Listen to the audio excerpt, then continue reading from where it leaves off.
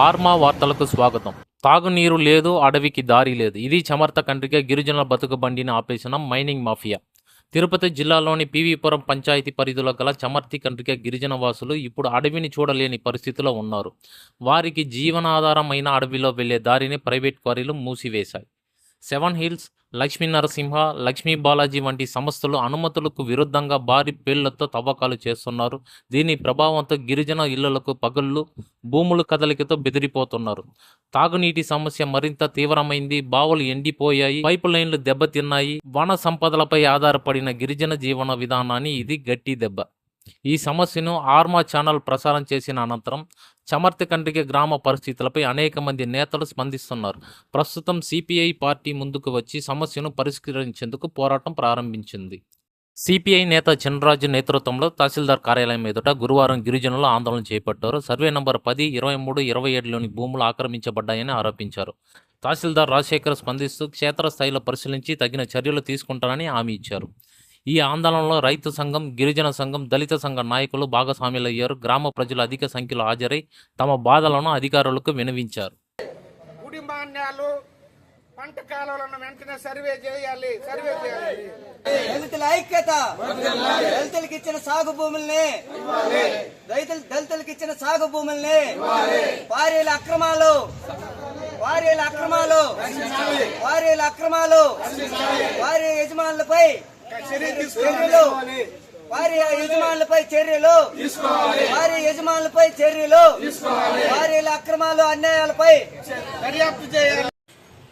తిరుపతి జిల్లా సత్తివేడు మండలంలోని పీవీపురం పంచాయతీలో సమర్థి కండ్రిగ గిరిజన కాలనీ అని ఒకటి ఉంది. ఈ కాలనీలో దాదాపు 50 గిరిజన పేద కుటుంబాలు ఉన్నాయి.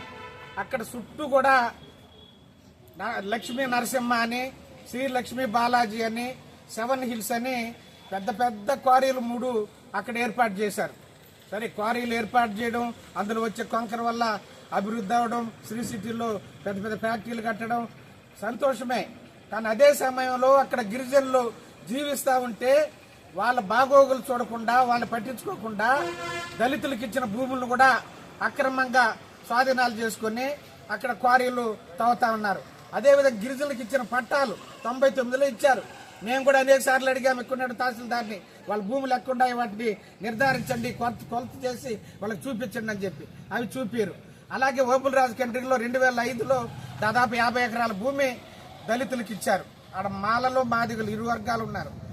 తనంతోనో లేకపోతే వాళ్ళు కొంచెం చదువు లేని తనంతో ఉండేటటువంటి అప్పుడు అక్కడ ఉన్నటువంటి భూములు వాళ్ళకి 5,000, 10,000 ఇచ్చేసి కాజేసుకొని ఇదే మండల ఆఫీసులో దాన్ని అనాధీనం చేసి వేరే వాళ్ళకి ఇచ్చి వాళ్ళు కోట్లాది రూపాయలు సంపాదించుకొని ఈరోజు మళ్ళీ ఈ లక్ష్మీ నరసింహ అనేటువంటి జనార్దన్ నాయుడు అనే వానికి కట్టబెట్టారు. ఈ మధ్యలో కోట్లాది రూపాయలు లావాదేవీలు జరిగాయి.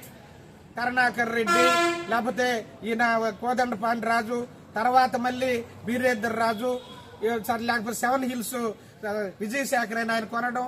మళ్ళీ మాకు తెలిసిన సమాచారం ప్రకారం వైఎస్ఆర్ కాంగ్రెస్ పార్టీ ఉన్నప్పుడు బెదిరిస్తే నీ క్వారీని నడుపుకుంటావా, పూసుకుంటావంటే ఈయన కోట్లాది రూపాయలు పెట్టుకున్న భూముల్ని ఉచితంగా ఇచ్చాడంట ఆయనకి, కరుణాకర్ రెడ్డి.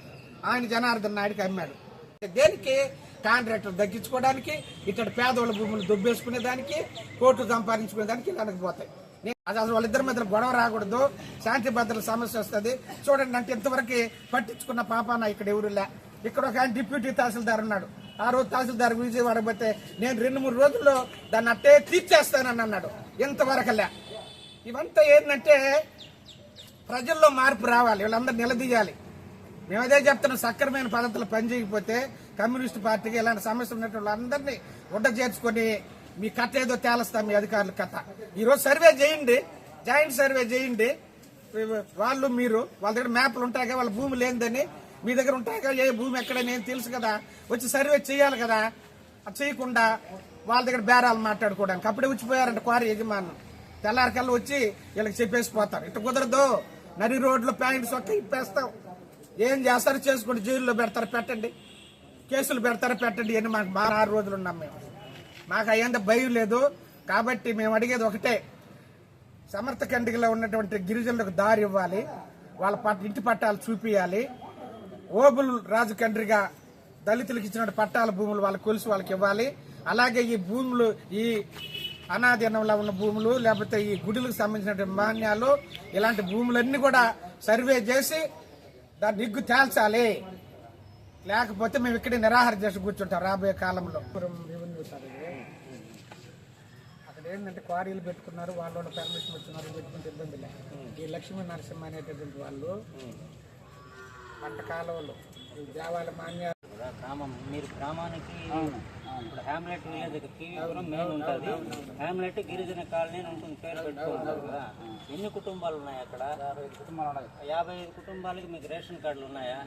ఆధార్ కార్డు నేను జనరల్ గా అడుగుతాను. రేషన్ కార్డులు, ఆధార్ కార్డులు ఉండేటప్పుడు మీకు పంచాయతీ వాళ్ళు రోడ్లు వేస్తుంటారు, మీకు డ్రైనేజ్ ఉంటుంది, లేదంటే వాటర్ ఉంటుంది, ఈ నీళ్లు బోర్లు కానీ పంచాయతీ నీళ్లు కానీ ఏదైనా వస్తా వాళ్ళు ఖచ్చితంగా వస్తుంది. వారి యజమానులు ఏం చెప్పారంటే రోడ్డు పాడైపోయింది, పైప్ లైన్ పాడైపోయింది. అప్పుడు వాళ్ళు ఏం చెప్పినారు, మేము సిమెంట్ రోడ్డు వేసి మీకు రింగ్ పైప్ చేస్తాము అన్నారు. రింగ్ పైప్ అయిపోయినాయి, పైప్ లైన్ మీద సిమెంట్ రోడ్డు వేసారు. ఆడ డ్యామేజ్ ఇచ్చినాయి. మేము ఏ పరిస్థితుల్లో తాగాలి? నీళ్ళు ఒకసారి తాగు చూడండి మీరు. అదే ఈ అధిక బరువు ఆపరేషన్ చేసుకోవాలి కొంతమంది. అక్కడ మీకు ఈ నీళ్ళే సార్ తాగేది. అంతే సార్, అంతే సార్. మేము తాగేది ఇదే. నేను మాట్లాడేటప్పుడు నువ్వు అడిగేది ప్రభుత్వం. ప్రపంచం ఎంత అధునాతంగా మారింది అన్నారు. ఈ రోజు చూస్తే గొప్ప అని వీళ్ళు అంటున్నారు. అందులో జనం మీరు రాండి సార్ ఒకసారి. 3 గంటలు మేము వెయిట్ చేస్తాం.